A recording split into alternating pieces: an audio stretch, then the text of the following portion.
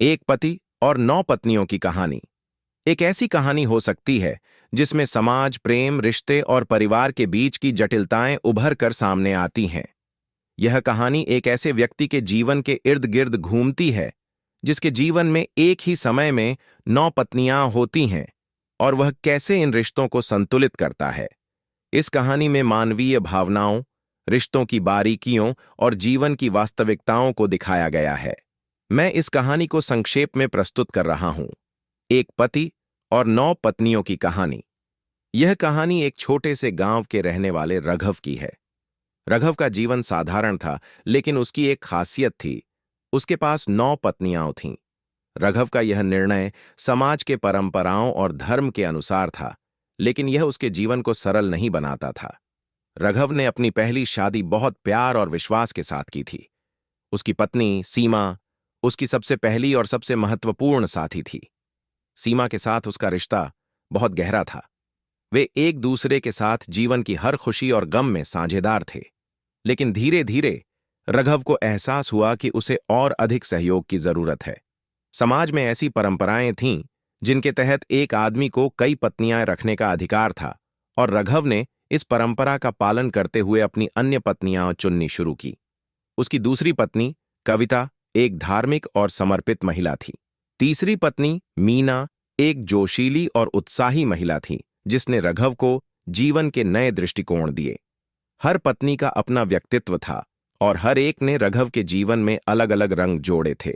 सीमा, जहां रघव की सबसे पहली और सच्ची प्रेमिका थी, वहीं कविता ने उसे आध्यात्मिक दृष्टिकोण से मार्गदर्शन दिया। मीना ने उसे जीवन के छोटे छोटे खुशियों को महसूस करने की कला सिखाई। इस तरह रघव के जीवन में 9 पत्नियां थीं और हर एक पत्नी का एक अलग स्थान था। हालांकि यह स्थिति कभी कभी जटिल हो जाती थी, क्योंकि सभी पत्नियों को एक दूसरे के साथ सामंजस्य बनाना होता था। रघु का यह दायित्व था कि वह सभी पत्नियों को समान प्रेम और सम्मान दे। यह संतुलन बनाए रखना बेहद मुश्किल था, लेकिन रघव ने हर पत्नी को अपनी जगह और महत्व दिया। गांव के लोग रघव के इस जीवन शैली पर अलग अलग राय रखते थे। कुछ लोग उसे आलोचना करते थे, जबकि कुछ उसकी इस व्यवस्था को समझते थे और उसका समर्थन करते थे। रघव का यह जीवन समाज की पारंपरिक सोच से बाहर था, लेकिन वह जानता था कि वह जो कर रहा था उसमें कोई बुराई नहीं थी। वह बस अपने परिवार को खुश रखना चाहता था। समय के साथ रघव और उसकी पत्नियां एक परिवार की तरह रहने लगे। वे सभी एक दूसरे के साथ सामूहिक जीवन जीने लगे, और उनके बीच जो प्रेम और समझ बनी, वह दूसरों के लिए एक आदर्श बन गई।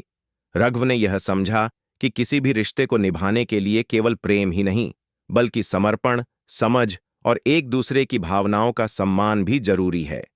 अंत में रघव ने अपनी पत्नियों के साथ जीवन में संतुलन बनाने में सफलता पाई। उसकी 9 पत्नियां अब एक परिवार की तरह रहने लगीं, और सभी के बीच प्रेम, सहयोग और समझ का रिश्ता मजबूत हो गया।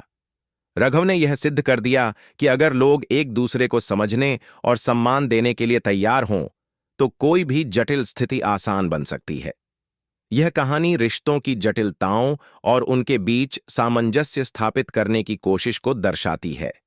यह दिखाती है कि जीवन में प्रेम, समर्पण और समझ सबसे महत्वपूर्ण होते हैं, चाहे किसी भी प्रकार के रिश्ते हों।